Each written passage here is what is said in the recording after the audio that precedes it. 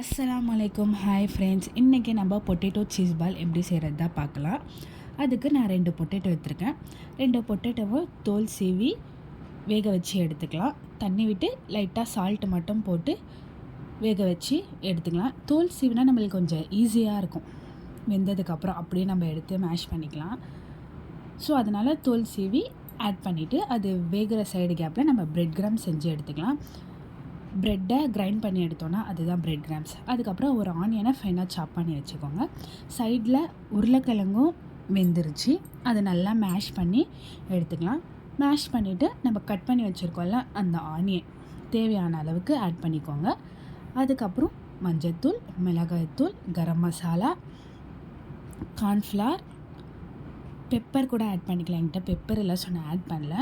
Pepper add பண்ணிக்கோங்க. Chat masala இருந்தால் chat masala கூட ஆட் பண்ணிக்கலாம். அதுவும் என்கிட்ட இல்லை.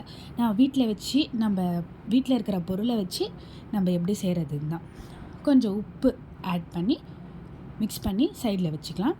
ஒரு கப்பில் 1 டீஸ்பூன் கார்ன்ஃப்ளவர், 2 டீஸ்பூன் மைதா மாவு, கொஞ்சம் மிளகாத்தூள், கொஞ்சம் உப்பு, தண்ணி விட்டு இந்த மாதிரி லிக்விட் கன்சிஸ்டன்சிக்கு கரைச்சி வச்சுக்கோங்க. சீஸ் வந்து அந்த பாக்ஸ் சீஸ் இருக்குது பாருங்கள், அது கூட நம்ம கட் பண்ணி வச்சுக்கலாம்.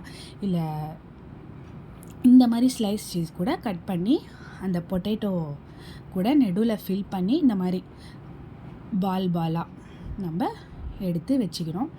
ஃபுல்லாக அந்த மாதிரி பண்ணதுக்கப்புறம் நம்ம லிக்விடு வச்சுருக்கோம்ல, அந்த லிக்விட் கூட இந்த பால் போட்டு பிரெட் கிராம்ஸ் கூட நம்ம கோட் பண்ணி எடுத்துட்டோன்னா ரெடி ஆகிடும். இந்த மாதிரி நான் ஃபுல்லாக ரெடி பண்ணி வச்சுட்டேன்.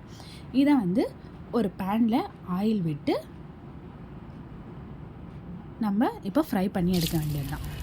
ஃப்ரை பண்ணி எடுத்துட்டோன்னா அவ்வளோதான், நம்மளுக்கு சூடான பொட்டேட்டோ சீஸ் பால் ரெடி. இது கூட மயோ வச்சு சாப்பிட்டோன்னா சூப்பராக இருக்கும். பிடிச்சிருந்தா லைக் பண்ணுங்கள், சப்ஸ்கிரைப் பண்ணிக்கோங்க.